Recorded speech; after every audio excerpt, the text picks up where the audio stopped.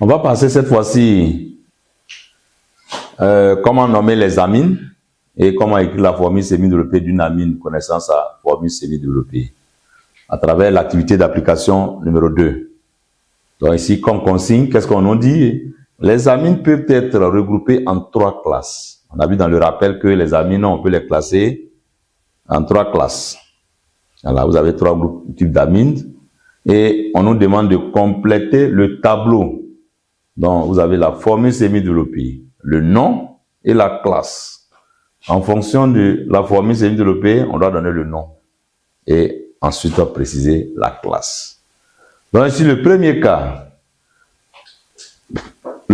cas, nous avons celui qui est là. À nous de nommer l'amine qui est là.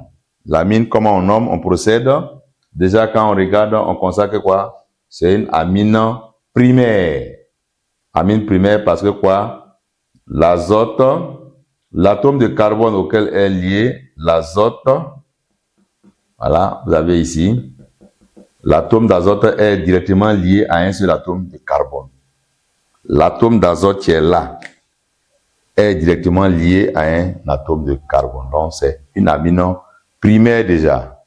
Amine primaire. Or, les amines primaires, on dit comment on les nomme. C'est comme si on était en train de nommer les alcools, toujours. C'est comme s'il y avait le groupe OH ici, et puis on mettait la chaîne carbone la plus longue. Et là, il s'agit de quel? Si c'était un alcool, c'était quoi? C'était l'éthanol. L'éthanol, j'enlève le ol et j'ajoute amine. Donc, on va appeler éthanol. J'enlève le ol et j'ajoute amine. Donc, éthanamine. Voilà le nom. Voilà. Le NH, c'est comme si c'était, vous avez un OH était là, l'amine primaire. NH2, c'est comme si c'était un OH. Et puis vous nommez comme les alcools. Les alcools, pour avoir le nom d'un alcool, qu'est-ce qu'on fait? On prend la chaîne carbone la plus longue, le nom de l'alcane correspondant, on enlève le E final et on ajoute ol. Voilà. Éthanol. La classe, le N qui est là est directement lié à un atome de carbone. Donc on appelle ça amine primaire. Amine primaire. C'est l'amine primaire. Voilà le premier cas. On va aller cette fois-ci avec celui-là. On dit N-méthylpropylamine. Donc quand je regarde, je constate que quoi? Vous avez un méthyl qui est lié à un N. Et vous avez l'amine primaire qui est là. Propylamine. On pourrait dire propanamine aussi. Propylamine ou bien propanamine. Donc déjà, j'ai l'amine primaire qui est liée à quoi? Et vous avez qui est lié à N, bien sûr. La chaîne carbone la plus longue est liée à N. Et vous avez un groupe méthyl aussi qui est lié à N. Donc quand vous avez un seul N là, ça veut dire quoi? Vous avez une affaire à une amine secondaire. Amine secondaire. Si on avait 2 N, on écrit NN, on avait amine tertiaire.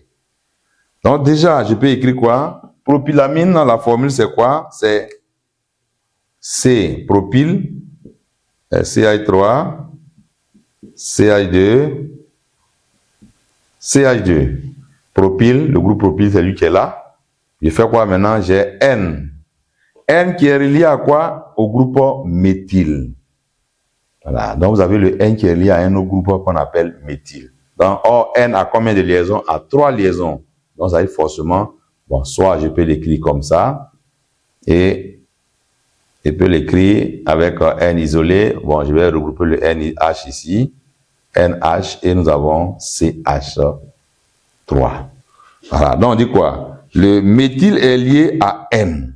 Et là, vous avez l'amine primaire. Qu'on nomme, on peut dire propanamine ou bien propylamine. Le groupe propyl, on peut dire propylamine ou bien propanamine. C'est quel type d'amine? Amine secondaire, comme j'ai dit tout à l'heure. Amine secondaire. Pourquoi? Amine secondaire, car le N est directement lié à 2 atomes de carbone. Voilà le N. 2 atomes de carbone. Or, le premier, le N, était lié à un seul atome de carbone. On passe au troisième. Donc, quand on vous donne une amine, il faut être capable d'identifier la classe même déjà. quelle est la classe d'alcool, de l'amine. Si une fois je connais la classe, ça peut me permettre de nommer l'amine facilement en numérotant la chaîne carbone la plus longue qui correspond à l'amine primaire. Ok, on va aller avec le troisième cas. Le troisième cas, voilà, voici la formule. Donc déjà, j'ai déjà identifié c'est quel type d'amine. Le N est là. Le N est directement lié à un seul atome de carbone. Donc ça dit quoi? On a fait à amine primaire déjà. Donc lui-même, je peux dire remplir cette case. Amine primaire. Amine primaire. Une fois nous avons celui-là maintenant, qu'est-ce qu'on va faire? Amine primaire, on va numéroter la chaîne carbone la plus longue. La plus longue qui contient, auquel est relié l'azote. La chaîne carbone la plus longue, on constate que quoi? On a 1, 2, 3, 4. On a 1, 2, 3, 4. Bon, ok, je vais mettre en rouge. Je ne réponds pas trop. 1, 2, 3, 4. Donc, ça veut dire quoi? Nous avons des ramifications qui sont ici. Des substituants. Je pourrais faire le contraire aussi. 1, 2, bon, je vais mettre en noir pour distinguer les deux. 1, 2, 3, 4. Voilà la numérotation, la deuxième numérotation. Mais je vais regarder quelle est la numérotation qui est la bonne. En allant comme ça, on constate que quoi? On regarde toujours le carbone auquel est lié l'azote. L'azote est là, est lié à ce carbone. La position quoi? 2. En venant de la gauche vers la droite, je constate que le carbone auquel est lié l'azote est en position 3. Donc, en 2 et 3, qu'est-ce qui est plus petit? C'est 2. Donc, ça dit que quoi? La position 3 n'est pas bonne. La numérotation qui correspond à la position 3 n'est pas bonne. Donc, voilà. Mais je constate que quoi? Il y a des ramifications. Il y a des groupes alkyles qui sont là. Et il y a quel groupe? Le groupe méthyle. En position combien? 3. 3, 3. Donc, je vais dire quoi? 3, 3. 3. 3. Il y en a 2. Donc, c'est 10. Méthyle. Et je vais regarder l'amine. L'amine qui est là maintenant, ça correspond à quel? Si c'était un alcool, c'était quoi? 4 carbones, c'est le butanol. Butane qui est en position combien? Position 2. Donc, elle dit butan 2-ol. Ici, j'ai dit quoi? Butan 2, au lieu de ol, je remplace par amine. C'est tout. C'est comme si on était en train de nommer des alcools. La même chose. Le N ici a été remplacé par OH. Donc, si vous savez nommer les alcools, c'est la même procédure. C'est-à-dire où il y a le N là, vous considérez que vous avez affaire à un OH. Et quand vous allez nommer le OL là, vous l'allez remplacer par amine. C'est simple. Voilà. Donc ici là, on a le 3,3 diméthyle, c'est butanol, butane 2-ol plutôt. On remplace, on supprime, on enlève le ol et on remplace par amine. Donc j'aurai 3,3. Sans toutefois oublier le tiret. Voilà. Il y a un tiret qui est là toujours. 3,3 diméthyle, butane 2 amine. Amine primaire. Voilà. On passe au troisième cas. Triméthylamine. C'est ça qu'on dit triamine. Il y a 3 méthyles, c'est ce que ça veut dire déjà. Donc ça veut dire quoi? On a une amine qui est ici, qui est dit symétrique ici. Donc là, ici, c'est le méthyle, il y en a 3 qui est relié à quoi? À N. Donc j'aurai le N, un méthyle là, un autre méthyle, un autre groupe méthyle. Donc là, dans ce cas, vous avez les groupes qui sont liés à N sont identiques. Et quand c'est le cas, on parle de il y en a 3, triméthyle, méthyle, et puis on ajoute amine. Et là, il s'agit de quoi? Quel type d'amine? Le N est directement lié à 3 groupements alkyles. Donc on va parler de amine tertiaire. Amine tertiaire. amine tertiaire. Voilà. Le suivant, on passe au cinquième. Cinquième, on va identifier c'est quel type d'amine d'abord. On a le N qui est là. Le N est directement lié à 3 atomes de carbone. Donc, c'est quoi déjà? C'est amine tertiaire. Donc, déjà, je peux dire amine tertiaire. Amine tertiaire. Amine tertiaire. Je vais nommer maintenant l'amine tertiaire. Comment on nomme? D'abord, je constate que quoi? L'amine tertiaire, si on doit identifier l'amine primaire. L'amine primaire, c'est la chaîne carbone la plus longue. Donc, voici l'amine primaire. Qui est là. Qui a 2 carbones. Et les autres là, maintenant, ce sont comme des substituants qui sont reliés à l'azote, qui sont liés à l'azote. Donc, j'en ai combien? J'en ai 2. Donc, j'ai 2 groupes méthyl liés à l'azote. Donc, je vais dire quoi? N est lié à celui-là. N aussi est lié à celui-là. Donc, j'aurai NN déjà. N, diméthyl, il y en a 2. Diméthyl. Et je vais regarder maintenant l'amine primaire qui est là. L'amine primaire, c'est quoi? C'est éthanamine. Éthanamine. Donc, NN diméthyl éthanamine. Éthanol. Et on a le ol et on ajoute amine. Éthanamine. Voilà pour ce qui est du 5. Donc, c'est le NN. Ça dit quoi? La chaîne carbone la plus longue, c'est l'amine primaire. C'est comme votre racine. Et les autres là sont des substituants sur l'azote. Donc, on a un substituant méthyle sur l'azote, un substituant méthyle aussi sur l'azote. Donc, on a mis le NN.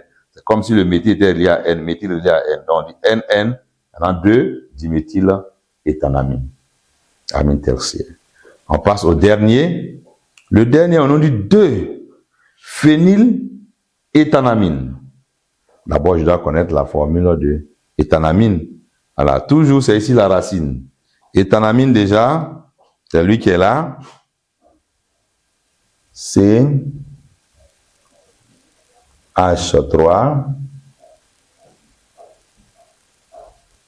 Et puis là, j'aurai N. H2. Voilà.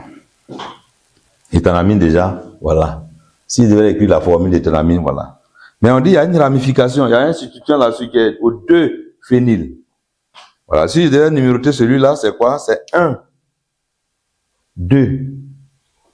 Et on a dit quoi? C'est comme si celui-là constituait un substituant, c'est-à-dire un groupe, une ramification, donc qui est en position 2. Donc c'est le groupe phényl. Le groupe phényl, quelle est la formule? La formule du groupe phényl, c'est celui qui est là. Voilà, le groupe phényl, le noyau aromatique,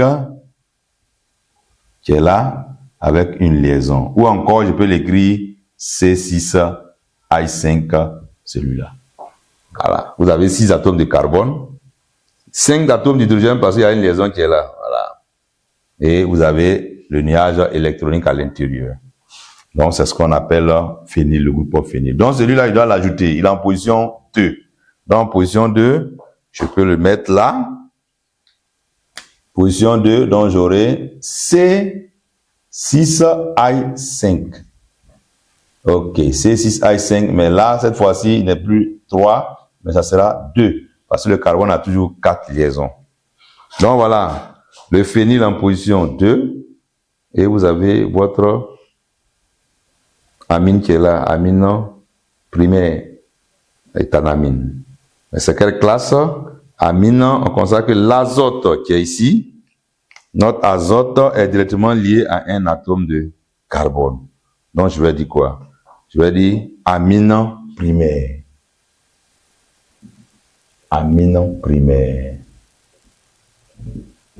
Voilà ce qu'on pouvait dire à travers ce exercice. À travers cet exercice, allez, on vous donne la formule semi-développée, à vous donner le nom. Voilà. Dans la formule semi-développée, je dois toujours regarder, on a affaire à quel type d'amine. L'amine primaire, si c'est l'amine primaire, ça veut dire quoi? Vous avez le N qui est toujours lié à un seul groupement. Et vous avez des hydrogènes à côté. Amine secondaire, le N est lié à deux groupes alkyles de part et d'autre. Amine tertiaire, là, on a avoir trois groupes alkyles. Voilà. Et lorsque j'ai ça, si j'ai amine secondaire, qu'est-ce que je fais au amine tertiaire? Je vais d'abord chercher l'amine primaire. Je nomme l'amine primaire et précédé de quoi? Précédé des groupes alkyles qui sont liés, le groupement alkyle. Maintenant, si vous